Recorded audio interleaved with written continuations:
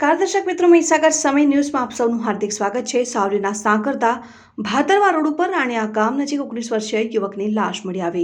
શંકાસ્પદ હાલતમાં બાઇક સાથે રોડની બાજુમાં ગટરમાં મૃત હાલતમાં મળ્યો।